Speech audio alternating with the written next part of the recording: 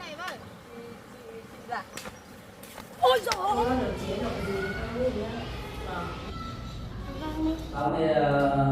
Em cũng chỉ biết là cái chị đấy cũng nắng thì bác ăn ngon để con không làm.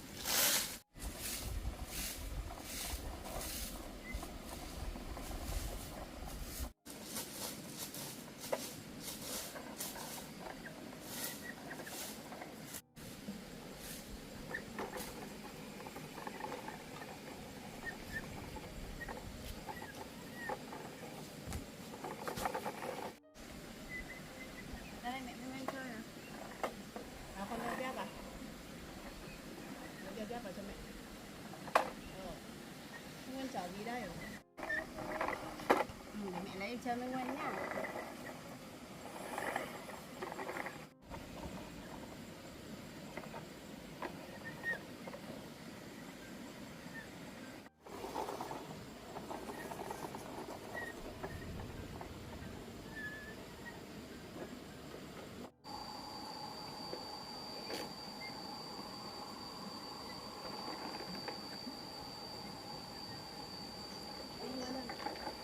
Con xúc vào đây để mẹ chở đi cho.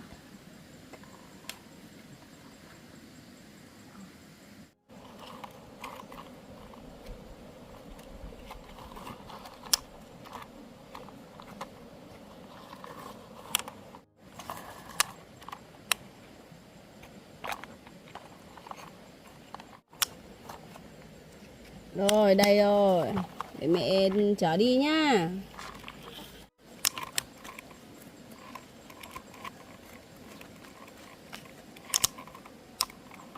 Nào, Nguyên đổ đầy vào đây nào. Một gầu nữa. Nào. Đây, tôi chở đến đây nha. Nào. Nào, xin mời xúc bác tiếp nào. Để cho Nguyên chở nhá. Nào. Rồi, đây rồi.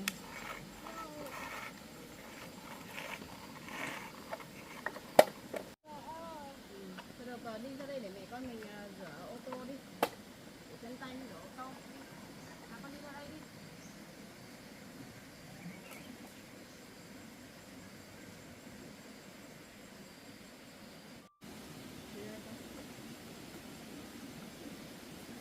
Đi cẩn thận, đi cẩn thận.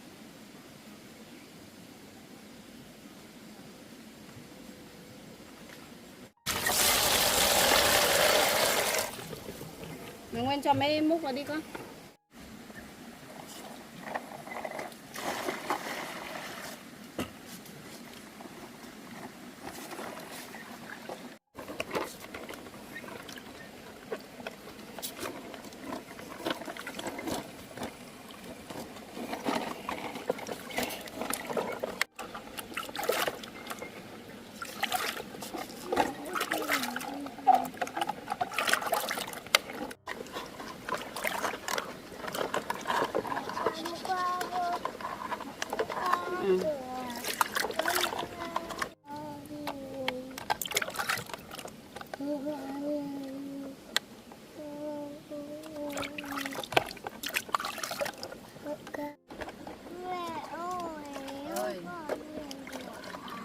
Rửa sạch rồi để mang lên để phơi nó khô.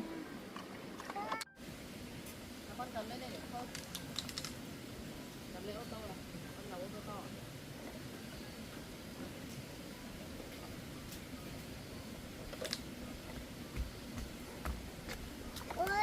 Sắp xong rồi. Đấy là xong Nguyên chơi xong là rửa đồ chơi không để phơi đây cho sạch sẽ nhá. Và để đây với nè, đây phơi cho nó khô để cho nó sạch. Đi vào đây với mẹ. Đi vào đây với mẹ nào. Ôi.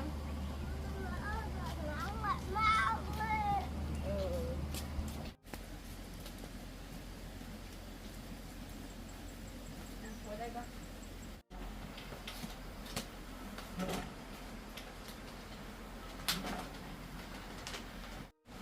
Để mẹ xem giấy tờ mẹ cho con trai mẹ đi nhập học nhá. Nguyên có thích đi học không? Ừ.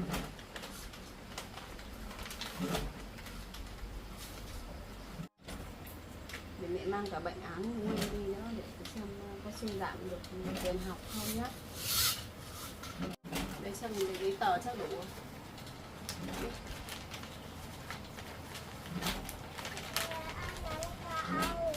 Mà để mẹ cho bánh gạo ăn nhé.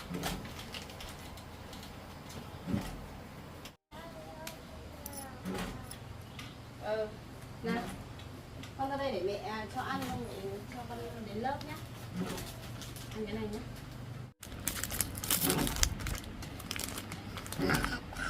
Nào con ăn đi. Ăn ngon để con đi học được chưa?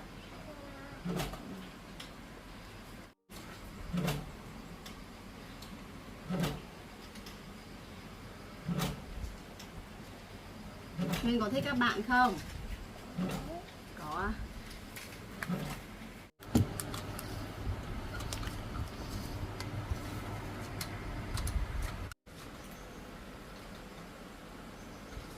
Mẹ nhanh nào.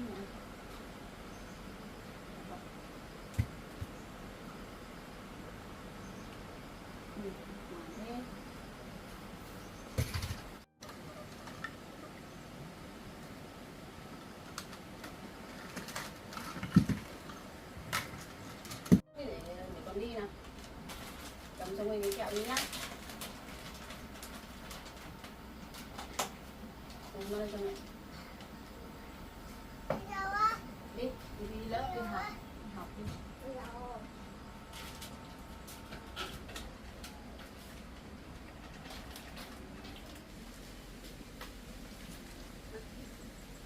Cầm lên cho mẹ.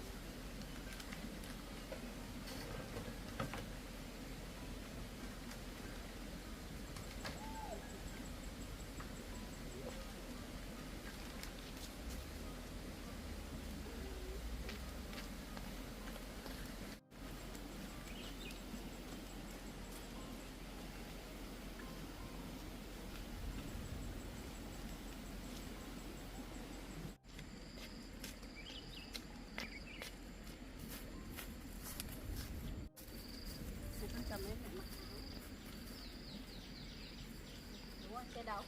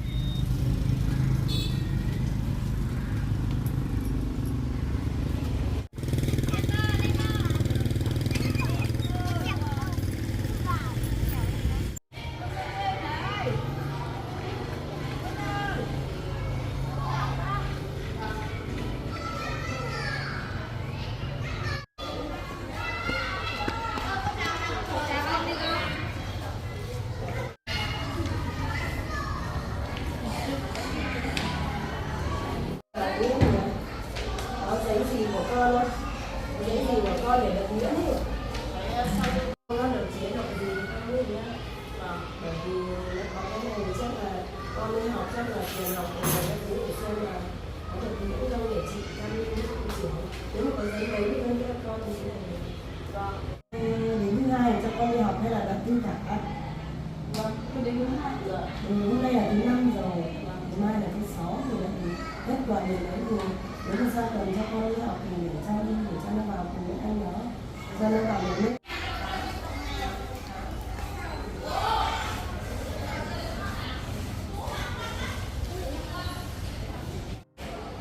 Hôm nào có cái bản sao như vậy án thì chị bảo hôm nào đi ra trường thì cái phí tuyển sinh này thì chị không thể cho con được, vì là phải nhờ cái sự cố gắng mình thôi. Còn đây gặp thì con mà để học lần này mà chị con đi văn hóa mà có bệnh khám mà con thì như thế này thì gọi thì cái này là trường chắc không đáng đó, là chị bảo như thế để cho em.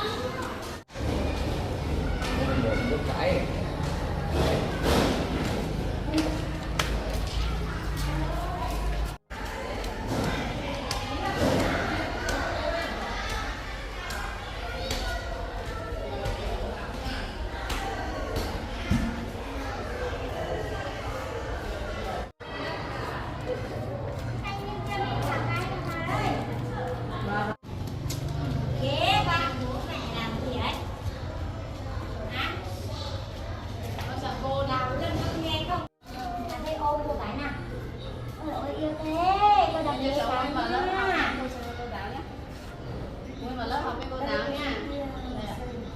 Giáo ngoan nha. Vâng. Vâng. Con ai nhà rồi gần con ai thì con.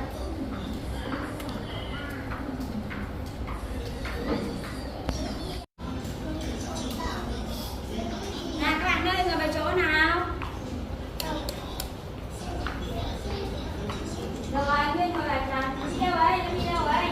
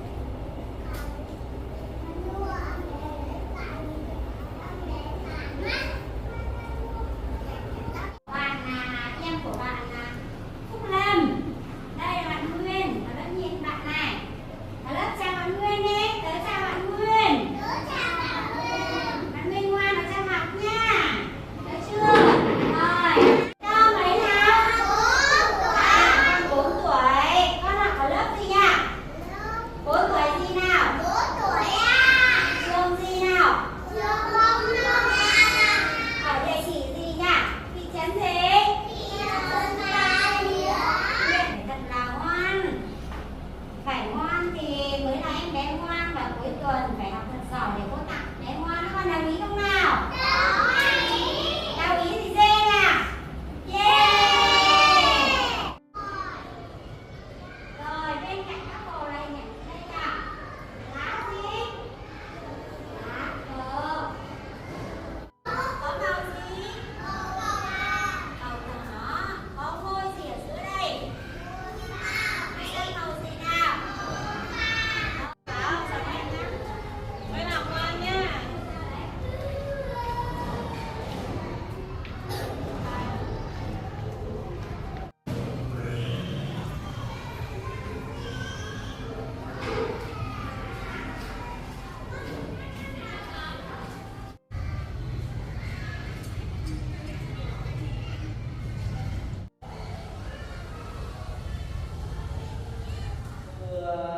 Đợt này nhiều quá, mình làm mãi là xong. Hôm nay có đồng chí ở trên về kiểm tra khu vực, mãi bây giờ vẫn không thấy về. Mình làm bao nhiêu năm rồi mà vẫn thấy cấp trên không thấy đề bạt mà không chức gì cả. Mình đợt này cán bộ cấp trên về không biết có phong chức cho lên hay không, lâu lâu coi vậy mấy năm rồi.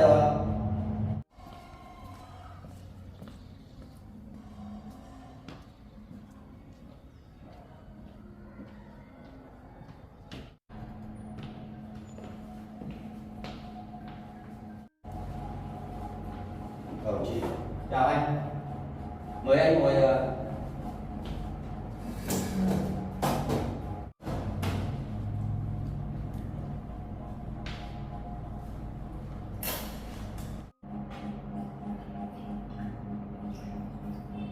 Mời đồng chí Sơn Đức. Xin cảm ơn. Bây giờ tôi được cấp trên phân công bổ nhiệm về đây để tiến hành quản lý cái khu vực an ninh cơ sở khu vực này. Vâng. Giờ mà báo cáo với thủ trưởng là đội trưởng hôm nay cũng bận công việc. Thủ trưởng xuống kiểm tra trong đơn vị của chúng tôi thì chúng tôi cũng làm gần như là đầy đủ về những cái sự kiện của trong tháng. Thông tin phản ánh của người dân với thấy là khu vực địa bàn đồng chí quản lý là còn rất nhiều cái sự việc nó rắc rối, mà chỗ đội là an ninh là xử lý cái sự việc là chưa được tốt.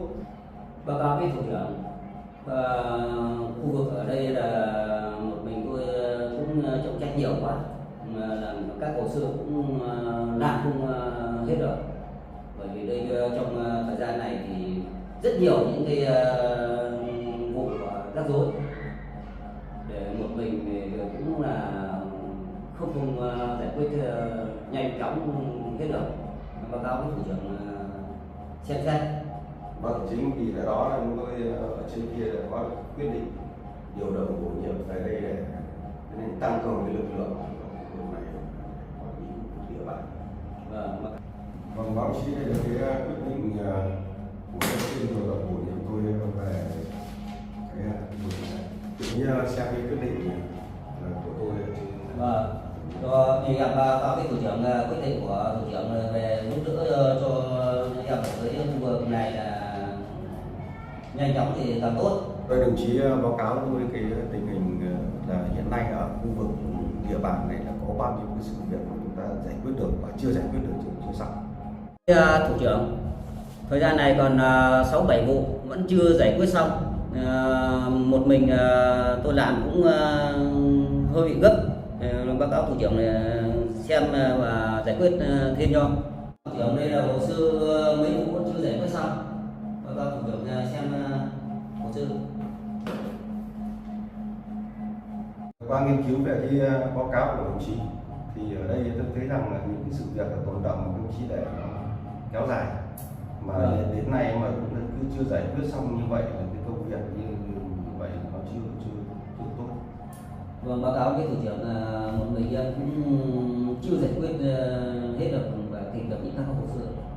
Qua đồng chí báo cáo thì cái đấy tôi sẽ này là về đây để tăng cường để tiến hành giải quyết cho cùng với lại các đồng chí ở chỗ cơ sở này để giải quyết lốt về cái trường hợp và các cái vụ việc còn tồn động. Và báo cáo kéo dài. Vâng, thì theo báo cáo thủ trưởng em cũng cố gắng làm hết các hồ sơ còn lại. Từ bây giờ trở đi tôi sẽ tiến hành là cùng về đây để cùng các đồng chí để tiến hành giải quyết cái sự việc ở cái tồn động ở khu vực này. Vâng, Tôi sẽ tiếp nhận cái hồ sơ này của đồng chí, cái báo cáo này thì tôi sẽ lên phòng để nghiên cứu và đồng chí tiếp tục ở khu dưới này tiếp tục làm việc. vâng, báo cáo thủ trưởng.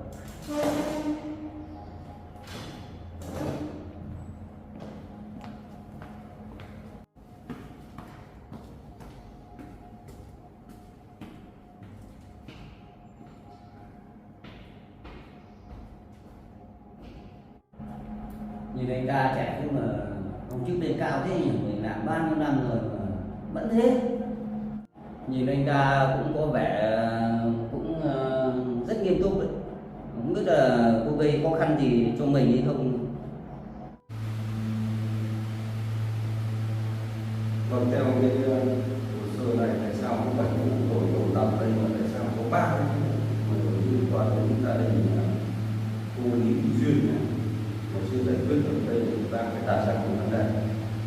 Cái sự việc như thế này tại sao nó rất rõ ràng rồi, tại sao đến nay nó cũng để mà chưa xử lý được xong việc. Đây cái này chúng ta phải đặt ra một câu hỏi về có vấn đề gì bẩn phúc trong các xử lý của cán bộ địa phương. Tới đây là cái việc này thì mình rất nhiều cái việc mà chúng ta cần phải làm giải quyết để phối hợp giải quyết cho nó hết công nhiệm vụ tồn động.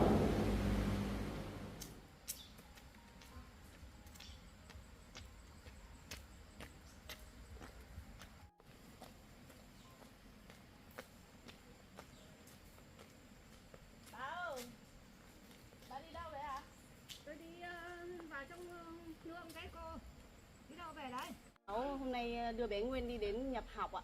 Bé Nguyên đến tuổi đi học nên là cháu đưa cháu đi. Đúng rồi, thế là tốt lắm. Cháu phải để cho con nó đi học. Không thì là nó không thua kém các bạn. Vâng ạ. Thế cháu sẽ cố gắng ạ. Thế bây giờ bà là đi đâu đấy, bây giờ cũng muộn rồi thì cháu cũng không đi thu hoạch được, để cháu giúp bà. Đi vào nương cô ạ. Mấy hôm mưa gió tôi cũng chả vào được, bận bịu. Thế hôm nay tôi vào tôi xem thử ruộng nương nó thế nào, có phải làm cái gì không để làm. Đứng đây đợi cháu về cháu lấy cái mũ cháu ra làm giúp bà nhá. Thế thì không bận gì thì đi làm giúp bác lúc. Vâng ạ.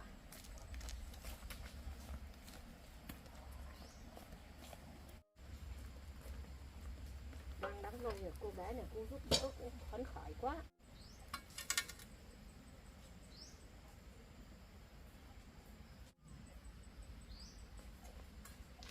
Đi, bà đi thôi, cả muộn ạ. Này, đi lên vào nương giúp bác một lúc. Vâng.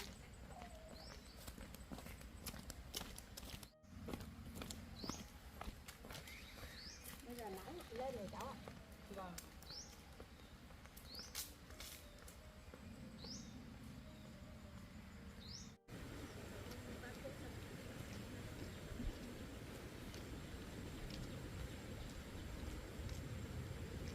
Làm nương nó cũng xa cháu ạ. Vâng.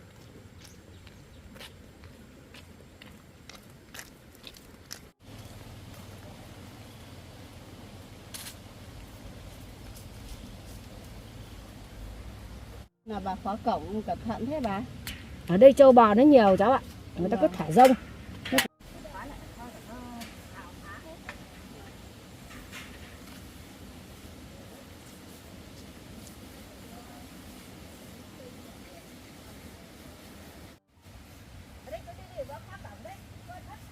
Vâng.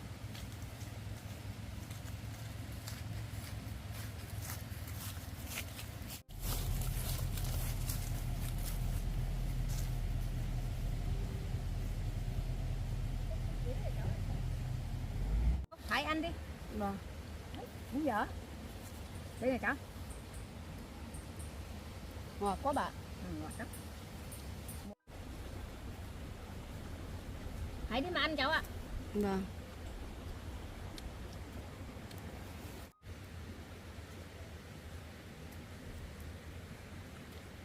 Ngọt quá bà. Vâng. Tí nữa quay về hái. Cô bác cầm dao cho.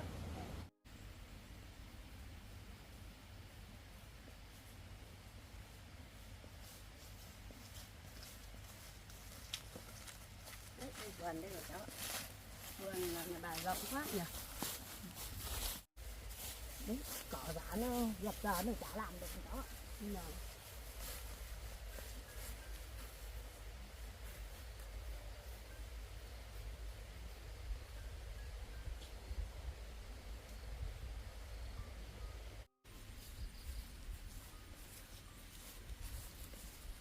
Nước nó ống lên. Vâng. Lên đây để làm giúp cho bác lúc bắt cái tay ba kích cháu ạ. Nó mưa gió nó tụt hết rồi. Vâng.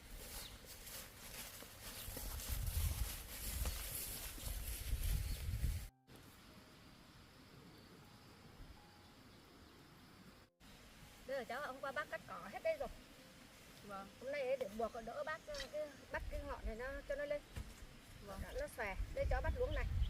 Cháu bắt như nào ấy ạ? Đây cháu buộc cái tay nó ăn ra này cháu ạ. Bắt lên thế này. Cho nó bắt vào cây. Vâng. Đấy, Vâng. thế thôi. Thế để cháu làm luôn nhé. Hôm nay cháu cho bé Nguyên đi học rồi, có ngoan không con? Hôm nay được cái buổi đầu đến lớp Nguyên cũng ngoan bà. Thế thì phấn khởi rồi. Vâng. Cho con nó đi học để con mình làm được việc. Vâng.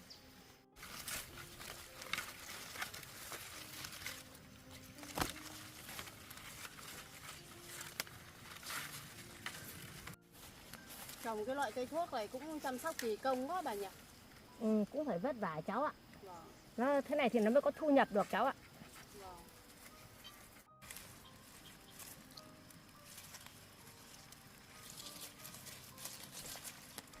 Cứ phải đi bắt tay nó liên tục với cháu ạ. Vâng.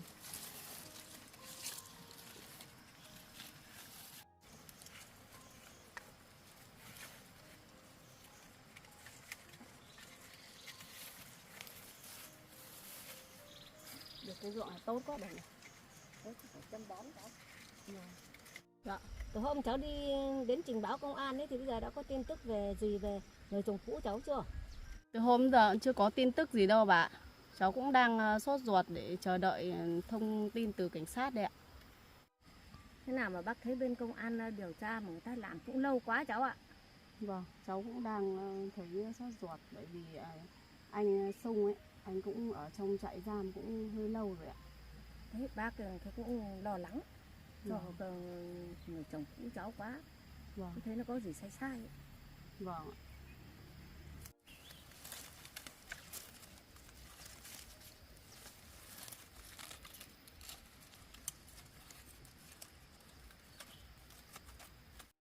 Khả năng cháu phải đi đến trình báo cơ quan cấp cao đi cháu ạ, để cho nó rõ ràng sự việc. Không thì người thì oan sai còn kẻ gây tội lại ngoài vòng pháp luật. Vâng. Thế để hôm nào cháu thu sắp xếp thời gian ạ. Thôi cháu cố gắng lên nhá. Vâng.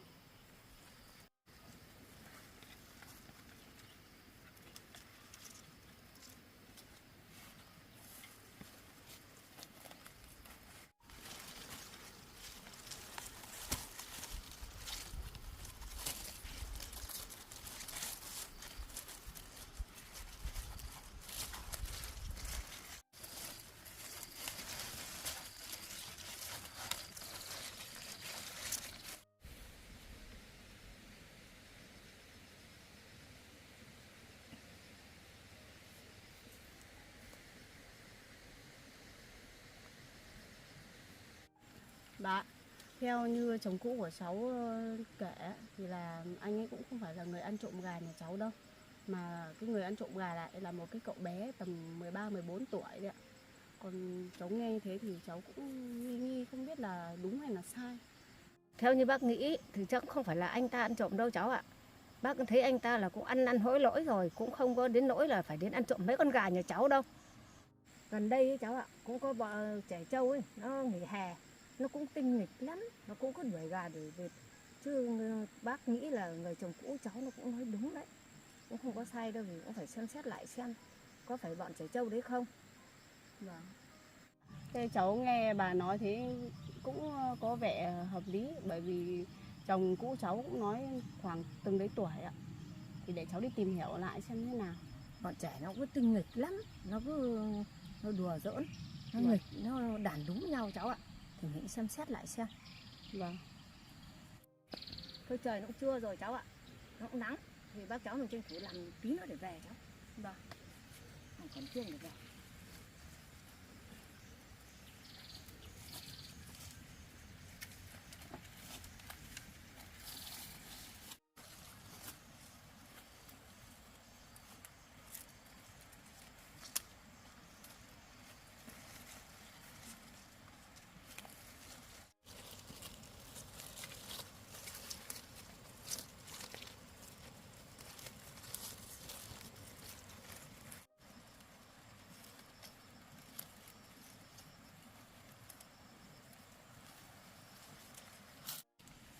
Dưới này trồng cái cây gì xen lẫn đây hả bà ơi? Cây nhân trần cháu ạ. Trồng cây nhân trần à? Cây uống nước để cho dễ ngủ. Vâng. Cháu thấy nó nhiều quá. Cây này thơm quá bà. Cái thơm cháu ạ, nó phải già nó ra hoa thì thu hoạch để người ta Vâng. chế biến uống thuốc, vừa thuốc nam thuốc bắc cháu ạ. Vâng. Thơm quá. Khi nào mà được thu hoạch thì bà cứ bảo cháu với nhá. Để cháu mang đi chợ cháu bán. Thì còn nhiều lắm, nhà bác nhiều mà hôm nào ấy bác bảo cháu thì cháu nên thu hoạch giúp bác nữa, xong để mà thu hoạch đem đi bán. Vâng. Cây này uống vào mát can dễ ngủ. Vâng. Đổ hết ra đây.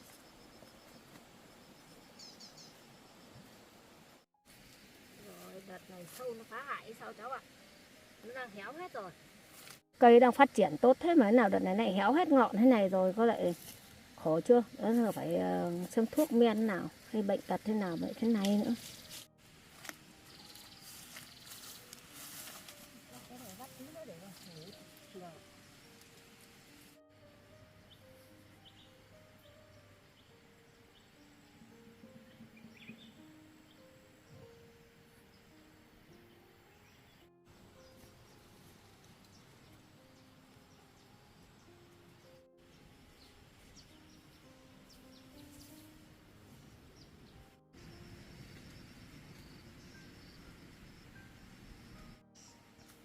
này nắng nó cũng muộn quá rồi cháu ạ. Có khả năng bác cháu mình nghỉ đi. Vâng, thế để hết luống này đi bà. Tôi làm cố tí ra đầu luống rồi về. Hết rồi cháu ạ. Còn mai bác phải làm tiếp. Vâng. Dương ơi. Vâng. Chưa rồi cháu ạ.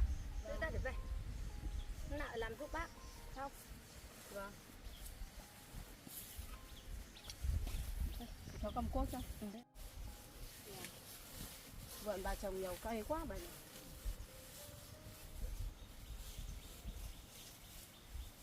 Đi cháu nãy còn nắng. Vâng.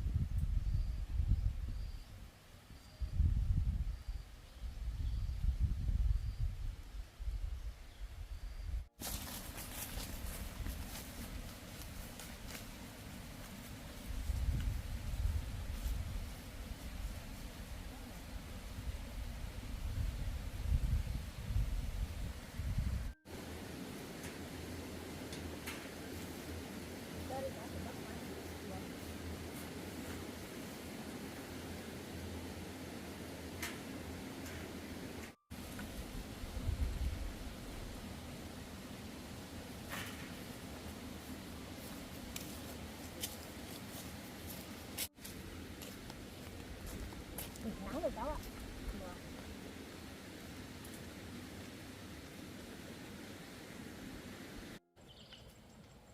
Thế mà trời này nắng quá bà nhỉ? Hôm nay nắng quá cháu ạ. Mãi lên về và trưa muộn cháu. Vâng.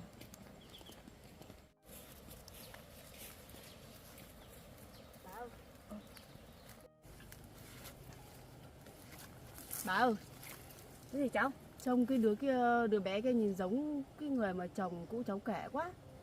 Không biết Cũng có giống phải cháu không? tả thật đấy. Đây là cái thằng này bà này. Nhìn cũng nghi lắm bà. Cháu ạ, cái con cái nhà này ấy, nó cũng nghịch ngợm lắm. Vâng. Nó cũng trâu bò, nó đàn đúm lắm. Thì để bác hỏi xem thế nào. Thôi cứ từ từ đã bà. Bây giờ mình hỏi nó không nhận đâu. Mà có ra hỏi nhỡ đâu nó lại chạy mất thì làm sao?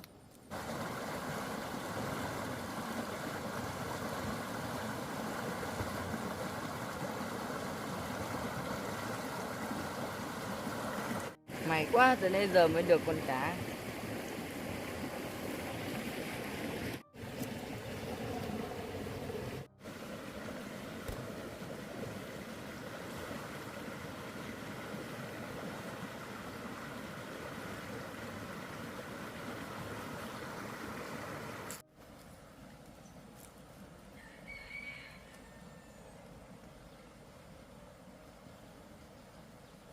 Đây em ơi, cho chị hỏi cái này với. Dạ. Ôi dồi ôi, thôi nó chạy mất rồi cháu ơi. Nó chạy xuống.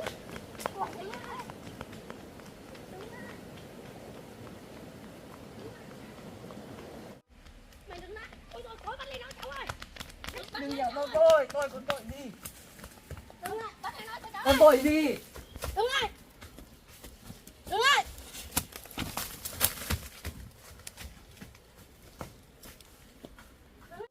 Đây cho nó tìm mà. Biết nó trốn đâu rồi. Phải bắt lấy thằng này thôi. Xem nó đâu rồi nào. Thằng này đúng khả năng thằng này rồi cháu ạ. Vâng, xem nó đâu. Nó đâu để mà không đúng không phải nó. Mày đâu mày đang đây. Là lõ rồi bà. Làm gì có lý do gì tự nhiên nó nhìn thấy cháu mà nó chạy mất. Ôi chắc là đúng nó đây sao nó sợ sao cháu ạ. Đây nó không biết rồi, nó nóng đâu rồi. Nó trốn nhanh thế không biết rồi.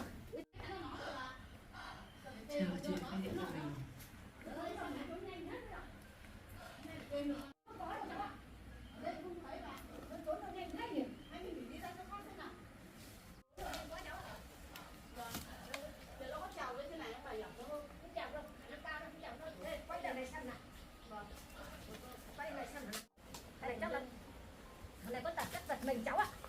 Phải bắt còn được thằng này. À bà ơi.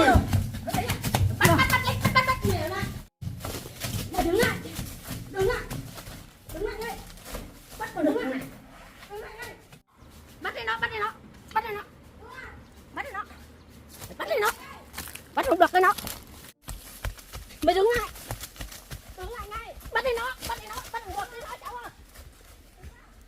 Đừng đuổi theo cháu nữa, cháu vô tội. Đứng lại. Bắt đi nó cháu ạ. Đừng đuổi theo cháu nữa, cháu vô tội. Cứ đứng lại đã, chị không làm gì em đâu. Đứng lại để hỏi. Đứng lại. Sao nào? Đứng lại đi. Đứng lại. Đứng lại. Đứng lại. Đứng lại. Đứng lại đi. Đứng lại. Đứng lại. Cái thằng đấy thuật thuộc đồng bọn nó. Nó. Đấy, con nó chạy nhanh quá. Đứng lại. Cố lên cháu ơi. Đứng lại đi anh. Ôi bà. Đến bây giờ. Bà ơi, đây cho bà. Bây giờ như này, cháu đi lối này, bà đi lối kia nhá. Đây đón đầu nó nhá. Vâng. Nó chạy đâu để có thể băng bắt Vâng. đầu đó nhá. Tôi đỡ đâu đón đầu này. Chính ra tôi ra, đừng đuổi theo cháu nữa. Cứ đứng lại đã. Không làm gì em đâu. Đứng lại. Đứng lại đi.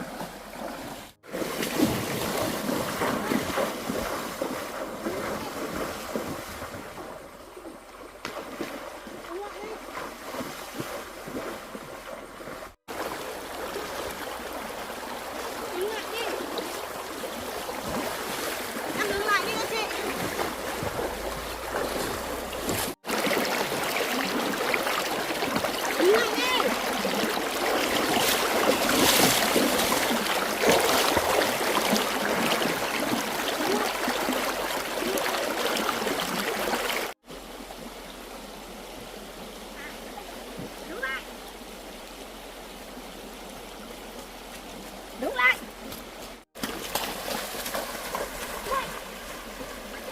Ôi dồi, mày đây rồi, xuống đây. Cháu làm gì đâu mà bà bắt cháu. Đi xuống đây, xuống đây. Cháu có làm gì đâu, sao bà với chị bắt cháu. Thế thì mới hỏi mấy em lại chạy. Thế đấy bà cầm con dao, cháu sợ quá. Sợ thì chị bảo là chị không làm gì em, mà sao em vẫn phải chạy làm gì? Đi làm đồng với bà có con dao thôi. Chứ bà có cái chuyện gì bảo cháu đứng lại để bà hỏi cái chuyện này, chứ có chuyện gì đâu mà cháu sợ thế, cháu phải chạy để cho bạn đuổi hết hơi đấy.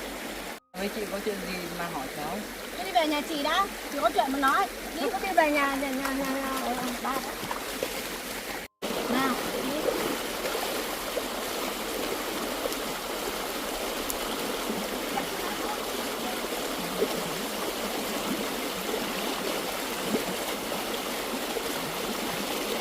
Bà cứ để cháu giữ cho bà.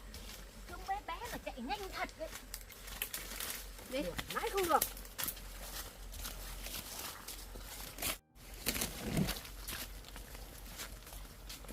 Mãi về nhà để hỏi sao kia. Thế nào mà phải chạy.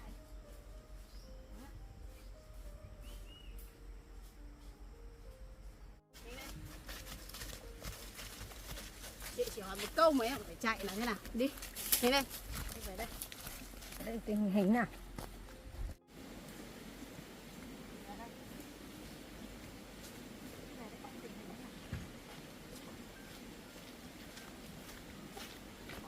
À, ngồi đây. Em ngồi xuống đây. Đấy, cháu ngồi đấy. Ngồi đây để chị hỏi như này. Không được chạy. Thế em có phải là cái đứa hôm trước ăn trộm gà nhà chị không?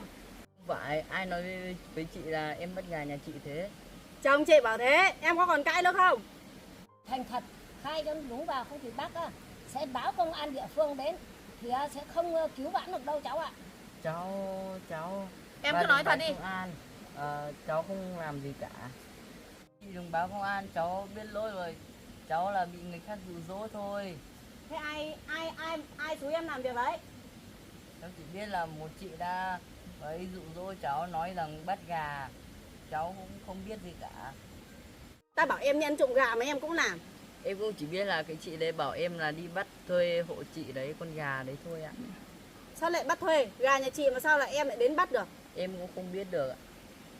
Thì ra là cái cô đấy xúi cháu đi làm việc ấy à? Cháu còn nhớ mặt cô ấy không? Nói cho bác nghe.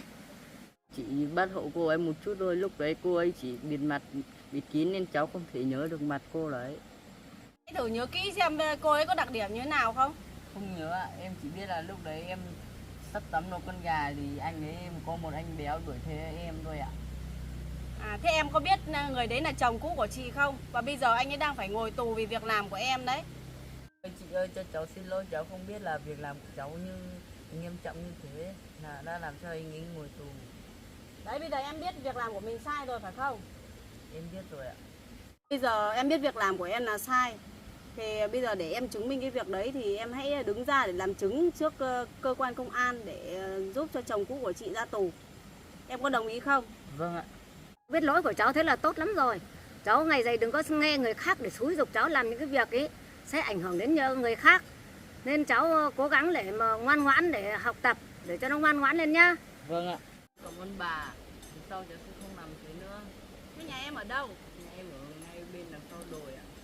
Thế bây giờ em về, ngày mai là em sẽ xuống đây để chị mời cảnh sát đến để xác minh sự việc nhá. Vâng. Cháu cố gắng đến nhá. Thôi bây giờ em đi về đi, lần sau đừng có làm những cái việc xấu như vậy nữa, nhớ chưa? Vâng ạ. Em chào bà, em chào chị, em về. Cháu về nhá. Về nhá. Vâng. Rồi em về cẩn thận nhá. Mai công an đến thì em xuống giúp chị xác minh sự việc nhá. Về cẩn thận nhé. Đó là cái việc đấy là do cô ta xúi giục đấy cháu ạ. Vâng, nếu mà nói là chị ấy thì con nghĩ là như vậy bà. Dùng tiền mà để người khác làm việc xấu cho mình chắc chỉ có cô ta thôi bà. Đấy cũng phải đáng nghi lắm. Thôi nhờ cơ quan cảnh sát người ta điều tra cho cháu ạ. Vâng. Biết được sự thật thế thì là phấn khởi rồi cháu ạ. Không có áy náy trong lương tâm nữa. Tôi sẽ để bác đi về đây. Vâng. Thế chào bà. Bác về nhá. Vâng. Mai cháu cần gì hỗ trợ thì cứ gọi bác nhá. Vâng ạ. Bác về đây. Vâng, xin chào bà.